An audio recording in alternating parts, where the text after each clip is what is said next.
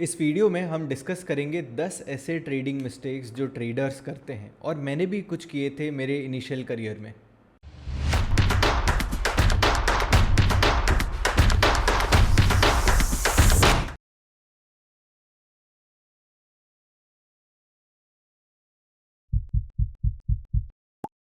The first mistake, not preparing a trading plan.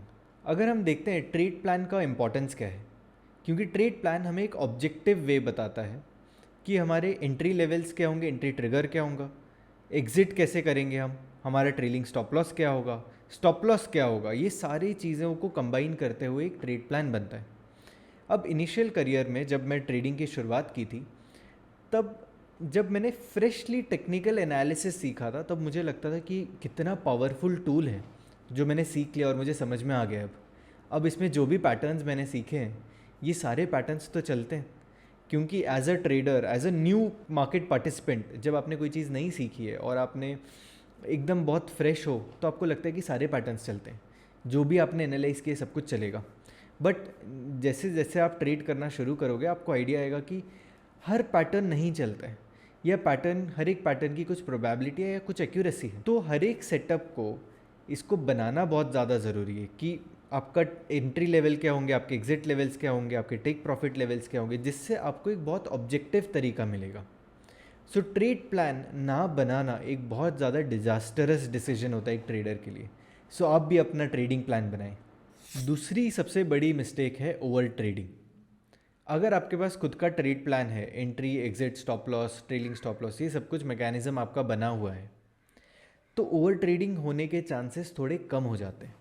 But अगर आपके पास कोई भी प्लान नहीं है और आप सिर्फ सिस्टम के सामने बैठे हो, आप 9:15 बजे आपने सिस्टम ऑन कर लिया, आप अब सारे पैटर्न सब कुछ ड्रॉ करके आप ट्रेड करने लग गए, तो आपकी इम्पल्सिव ट्रेडिंग बहुत ज़्यादा हो जाती है अगर आपके पास ट्रेड प्लान नहीं है तो। So being prepared will help you overcome over trading. Over trading generally होती है जब आपके पास एक प्री डिफाइंड प्लान ना हो, या तो अगर आपने एक दिन पहले आपका एनालिसिस ना किया हो। तो अगर आप at the moment markets open हो जाने के बाद चार्ट्स के सामने आप बैठ जाते हो, पैटर्न्स बना लेते हो और आप ट्रेडिंग की शुरुआत कर लेते हो, then you have higher tendency of doing over trading. अब ओवर ट्रेडिंग से कैसे बचें? तो सिंपल सा रूल है जो मैं फॉलो करता हूँ कि एक दिन पहले एनालिसिस करना है कि निफ्टी के इंपॉर्टेंट लेवल्स क्या है, बैंक निफ्टी के इंपॉर्टेंट लेवल्स क्या है। कोई स्टॉक अगर हमने आइडेंटिफाई किया है इंट्राडे या पोजिशनल ट्रेड करने के लिए, तो उसके लेवल्स आपने पहले से ही आइडेंटिफाई करके रखने हैं, और जब मार्केट्स में वो लेवल ट्रिगर होते हैं तब आप पार्टिसिपेट करोगे। इस तरीके से आप ओवर ट्रेडिंग से थोड़ा सा बच सकते हैं। The third mistake in trading is not using a stop loss. मैंने बहुत सारे ट्रेडर्स देखे हैं जो स्टॉप लॉस को मानते ही नहीं कि हमें स्टॉप लॉस प्लेस करना चाहिए मार्केट में। मैं आपको एक एग्जांपल बताता हूँ। मैंने एक ट्रेड लिया था बहुत सालों पहले, जब मैं इनिशियल करियर ऑफ ट्रेडिंग में था। मैंने एक ट्रेड लिया था टाइटन में एंड आई वॉज लॉन्ग। मैंने ट्रेड में पार्टिसिपेट किया था, ब्रेकआउट आ जाने के बाद थोड़ा सा ट्रेड चल चुका था, उसके बाद मैंने पार्टिसिपेट किया। अगेन एक फोमो था, उस वजह से मैंने पार्टिसिपेट किया, और जैसे ही मैंने पार्टिसिपेट किया ट्रेड रिवर्स हो गया। जब ट्रेड रिवर्स हो गया, I was not able to figure out कि हो क्या रहा है अभी और मुझे कैसे उसको टैकल करना है, क्योंकि स्टॉप लॉस ही नहीं लगाया था। And that not putting a stop loss in the system, eventually I lost big on that trade. ठीक कि मेरा एक ट्रेड में बहुत बड़ा लॉस हो गया जो नहीं होना चाहिए था। अगर मैंने प्रॉपर टेक्निकल एनालिसिस के हिसाब से, जहाँ पे पैटर्न नेगेट होता है, अगर वहीं पे ही स्टॉप लॉस प्लेस कर दिया होता, तो मैं एक इजी स्टॉप लॉस, मतलब एक छोटा सा स्टॉप देकर एक छोटा सा लॉस बुक करके मार्केट में मैं एग्जिट कर सकता था। इसकी जगह पे मेरा दिमाग हैंग हो गया क्योंकि मैंने स्टॉप लॉस सिस्टम में लगाया ही नहीं था, और जब मार्केट रिवर्स हो गया मुझे पता ही नहीं चला कि अब मुझे क्या करना है। उस वजह से मेरा एक छोटा सा लॉस जो हो सकता है उसकी जगह पे एक बड़ा लॉस हो गया। सो मैं रिकमेंड करूँगा कि आप भी जब भी ट्रेड लें तो स्टॉप लॉस सिस्टम में लगा के रखें। The fourth mistake in trading is not able to assess risk. अगर आप ये चीज़ को समझते हैं कि अगर आप कोई भी ट्रेड में पार्टिसिपेट कर रहे हैं, तो आपका एक एंट्री ट्रिगर है और आपका एक स्टॉप लॉस है। एंट्री और स्टॉप लॉस का जो डिफरेंस है, और आप ये एक आइडेंटिफाई कर रहे हैं लेवल कि अगर स्टॉप लॉस ट्रिगर होता है तो आप इतना खो सकते हैं मार्केट में। सो जब हम ये डिफाइन कर लेते हैं कि इतना आप लॉस बुक करने के लिए ओके है, तो उसको हम बोलते हैं रिस्क मैनेजमेंट। बट ये सिर्फ आधा पार्ट है। The second half part is कि क्या वो लॉस जितना वो ट्रेड में आ सकता है क्या आपके लिए अफोर्डेबल है, ये समझना बहुत ज़्यादा ज़रूरी है। हर बार हर ट्रेड अगर आपने फिगर आउट कर लिया, अपने पैटर्न्स और सब कुछ ड्रॉ कर लिया, उस हिसाब से आपको लग रहा है कि ट्रेड चलेगा भी, उसकी प्रोबेबिलिटी भी है, बट अगर वो रिस्क जो है, वो स्टॉप लॉस अगर आपके अफोर्डेबिलिटी से बाहर है, तो आपको वो ट्रेड मिस करना चाहिए। हर ट्रेड लेना ज़रूरी नहीं है, हर पैटर्न को ट्रेड करना भी ज़रूरी नहीं है। आपको वो ट्रेड्स लेने चाहिए जो आपके रिस्क के हिसाब से, आपके पॉकेट के हिसाब से सही है, आप बहुत ज़्यादा नहीं खो रहे हो पर ट्रेड। तो रिस्क मैनेजमेंट का सबसे इम्पॉर्टेंट रूल ये है कि आपकी जितनी अफोर्डेबिलिटी है आप इससे ज़्यादा लॉस ना करें। That is right risk management. The fifth mistake that a trader do is chasing the market. अब इसमें क्या होता है कि हम जनरली ब्रेकआउट आ जाता है, हम ब्रेकआउट में पार्टिसिपेट नहीं करते हैं और तुरंत स्टॉक एकदम ऊपर भागना शुरू कर देता है और हम फोमो में आके हम पार्टिसिपेट करते हैं। तो ये होता है चेजिंग द मार्केट। ये ऐसा कुछ मेरे साथ भी हुआ था, जो मैंने प्रीवियस एग्जाम्पल में बताया।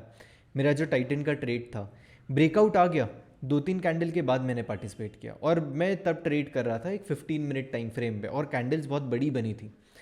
वो 3 कैंडल बनने के बाद मैंने 4th कैंडल में पार्टिसिपेट किया, ये समझते हुए कि यार मेरे से ट्रेड मिस हो गया और मुझे मिस नहीं करना है, मुझे पार्टिसिपेट करना है। मैंने 4th कैंडल में जैसे ही पार्टिसिपेट किया, स्टॉक नीचे की तरफ रिवर्स हो गया और मेरा लॉस होना शुरू हो गया। जब हम मार्केट्स को चेस करना शुरू करते हैं, तब हमें हमारे साथ प्रॉब्लम क्या होता है कि हमारा जो डिफाइंड स्टॉप लॉस है, एक पैटर्न का जो स्टॉप लॉस है, उसके कहीं ऊपर हम बाय करते हैं और जो इनिशियल रिस्क जो होता है उससे कहीं ज़्यादा रिस्क ले लेते हैं, जो ज़रूरत नहीं होती है। अगर हम फोमो को सिर्फ कंट्रोल कर लें और हम मार्केट्स को चेज़ ना करें, हम पहले से प्रिपेयर्ड रहें, अगर हमने ट्रेडिंग प्लान बनाया है, रिस्क हमने कैलकुलेट किया है और हम मार्केट्स को चेज़ ना करें, तो बहुत अच्छा पैसा बन सकता है मार्केट में। तो chasing the market, FOMO, should be avoided in trading. Sixth mistake जो ट्रेडर हमेशा करता है कि by not analysing fundamental analysis. मैं एक फर्म बिलीवर हूँ कि technical charts are very good for entry and exits, but trading fundamentally strong companies gives you an edge. बहुत बार चार्ट्स जो हैं वो आपको इनकरेक्ट इन्फॉर्मेशन दे सकते हैं। क्यों? क्योंकि चार्ट्स में सिर्फ बायर सेलर का एक इक्वेशन पता चलता है। अगर मार्केट में डिमांड आ रही है, चाहे वो स्टॉक एक फंडामेंटली अच्छा ना भी हो, फंडामेंटली अच्छा मतलब प्रॉफिट्स अच्छे ना हो, सेल्स अच्छी नहीं चल रही है, प्रमोटर्स कोई ठीक ठाक नहीं है, बट वो स्टॉक प्राइस ऊपर जा रहे हैं। इसमें आपको नहीं पता कि स्टॉक प्राइस क्यों ऊपर जा रहे हैं, कौन लोग बाय कर रहे हैं, कौन लोग सेल कर रहे हैं, क्या प्राइस को एक तरीके से ऊपर पुश किया जा रहा है कि प्राइस को रिग किया जा रहा है। बहुत सारे चांसेस होते हैं। बट अगर आपको पता है कि कंपनी फंडामेंटली अच्छी है, प्रॉफिट्स उसके अच्छे हो रहे हैं, सेल्स ग्रोथ अच्छा है, और अगर ऐसे कुछ स्टॉक्स ऊपर जाना शुरू करते हैं, तो आपको बहुत अच्छे ट्रेड्स मिल सकते हैं, बहुत अच्छे इन्वेस्टमेंट के लिए स्टॉक्स मिल सकते हैं। सो मेरा एक क्राइटेरिया है, और ये मैं सारे मेरे क्लासेस, मेरे बूट कैम्प में मैं जहाँ पे भी पढ़ाता हूँ, मैंने एक्सप्लेन किया हुआ है कि I have a model of picking stocks which are fundamentally good, और उसमें हम लॉन्ग ट्रेड्स कैसे इनिशिएट कर सकते हैं। और जो कंपनीज फंडामेंटली अच्छी नहीं है और वो बहुत ज़्यादा ओवर वैल्यूड है, तो हम उन्हें शॉर्ट कैसे कर सकते हैं। ये कुछ चीज़ें, कॉन्सेप्ट्स आप लगा के आप ट्रेड कर सकते हैं। But it is a terrible mistake by not checking fundamentals of a company. तो आप ऐसा ना करें। बहुत सारे टूल्स अवेलेबल हैं जिसके थ्रू आप उनको एनालाइज कर, सब स्टॉक्स को एनालाइज करते हुए एक फंडामेंटली अच्छे कंपनीज में ट्रेड और इन्वेस्ट कर सकते हैं। Seventh mistake of a trader is over confidence. हम बहुत बार, क्योंकि एक तरीके से ट्रेड कर रहे हैं, तो हमें ओवर कॉन्फिडेंस आ जाता है। हम कुछ पैटर्न्स को ओवर एस्टिमेट कर लेते हैं कि अभी ये पैटर्न बना है, अभी ये चलेगा ही। तो ओवर कॉन्फिडेंस समटाइम किल्स। और हम ओवर कॉन्फिडेंस में प्रॉपर रिस्क मैनेजमेंट नहीं करते। अगर आपके पास कोई भी रिटर्न डॉक्यूमेंट नहीं है, आपका ट्रेड प्लान नहीं है, रिस्क मैनेजमेंट चेक में नहीं है, बट अगर आप रैंडम ट्रेडिंग कर रहे हैं, तो this is a fuel for lot of over confidence. अगर आप डिस्क्रिशनरी ट्रेडर हैं, कोई हार्म नहीं है डिस्क्रिशनरी ट्रेडिंग करने में भी, but that discretionary trading should also come with set of discipline. अगर आप में वो डिसिप्लिन नहीं है, तो ओवर कॉन्फिडेंस ब्रीड करेगा, और ओवर कॉन्फिडेंस आपको एक बड़ा स्टॉप कभी ना कभी दे सकता है, एक बड़ा लॉस दे सकता है।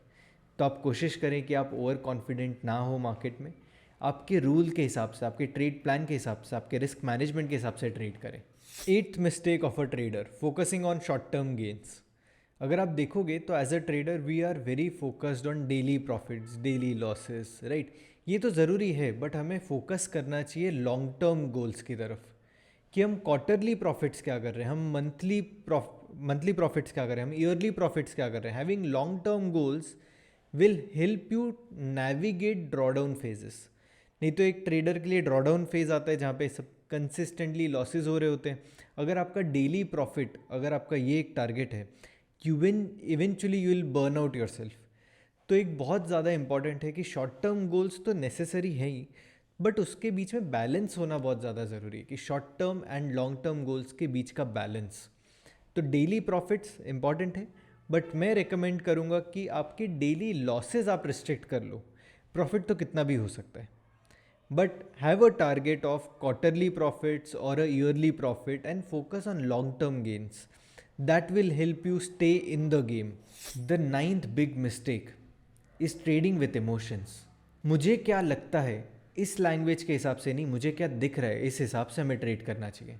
मैंने बहुत सारे ट्रेडर्स देखे हैं, और मैं भी इवेंचुअली पहले स्टार्ट में ऐसे ही कुछ ट्रेड करता था कि मुझे ये लगता है कि मार्केट ऊपर जाएगा, मुझे लगता है मार्केट नीचे जाएगा। मैं इस लैंग्वेज में ट्रेड करता था। जब मैंने मेरी खुद की वोकैबुलरी चेंज कर दी, मैंने ये टर्म यूज़ करना ही बंद कर दिया कि मुझे क्या लगता है, क्योंकि मार्केट को कोई फ़र्क नहीं पड़ता कि मुझे क्या लगता है। मार्केट इवेंचुअली डेटा के हिसाब से चलते हैं, पैटर्न्स के हिसाब से चलते हैं, टेक्निकल एनालिसिस के हिसाब से चलते हैं। तो हमें जो चार्ट्स पे दिख रहा है या हमें जो बैलेंस शीट्स में दिख रहा है, हमें उस हिसाब से ट्रेड और इन्वेस्ट करना चाहिए, ना ही कि मुझे ये लगता है उस हिसाब से। अगर आप भी ये टर्मिनोलॉजी यूज़ कर रहे हो आपके किसी कॉलीग के साथ, आपके फ्रेंड्स के साथ या आपके फेलो ट्रेडर्स के साथ, कि मुझे ये लगता है ये स्टॉक ऊपर जाएगा, then you have to keep a check on yourself. अगर आप ये बस छोटी सी वोकैबुलरी आपकी चेंज कर दो, then see the magic that happens in your trading. The 10th biggest mistake is not learning from your mistakes. But अब ये मिस्टेक्स कैसे पता चलेंगी कि हमारी गलतियाँ हैं? अगर आप एक ट्रेडिंग जर्नल मेंटेन करते हैं, अगर आप हर एक ट्रेड लॉग करते हैं कि मैंने ये ट्रेड क्यों लिया, मेरा एंट्री प्राइस क्या था, एग्जिट क्या था, स्टॉप लॉस क्या था, मैंने ये क्यों लिया, इसकी वजह क्या थी।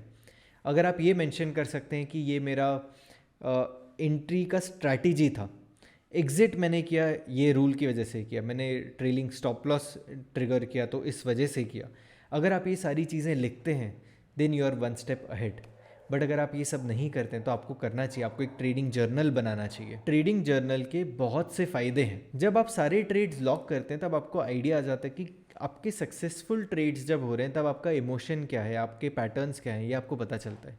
जब आप गलत जाते हैं ट्रेड में तभी भी आपको पता चलता है कि आप गलत क्यों गए, क्या पैटर्न की वजह से गलत गए, क्या इमोशनली आप फोमो में इधर कहीं आ गए थे, उसकी वजह से आप और वो ट्रेड सक्सेसफुल नहीं हो पाया। तो ये एनालिसिस करना बहुत ज़्यादा ज़रूरी है।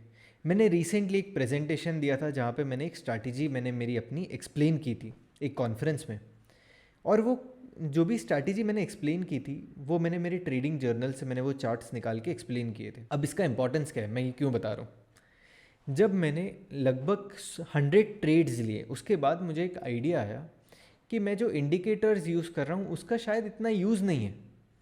तो मैंने रिटर्डेंसी ऑफ डेटा बहुत ज़्यादा चार्ट पे लगा के रखा है कि मुझे एक ही तरीके की इन्फॉर्मेशन मिल रही है और मैं एक क्लियर फोकस से ट्रेड नहीं कर पा रहा हूँ।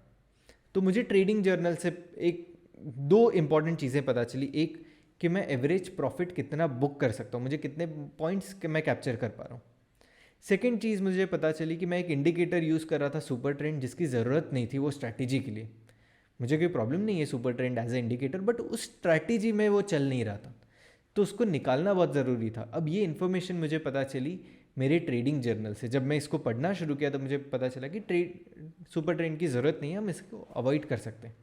सो अपनी मिस्टेक से सीखना बहुत ज़्यादा ज़रूरी है, और ये आप सीखोगे अगर आप ट्रेडिंग जर्नल मेंटेन कर रहे हैं। तो आप ट्रेडिंग जर्नल मेंटेन करना शुरू करिए और आप देखिए कि आपकी ट्रेडिंग में कैसे इम्प्रूवमेंट होती है। ये थे 10 मिस्टेक्स जो एक ट्रेडर करते हैं।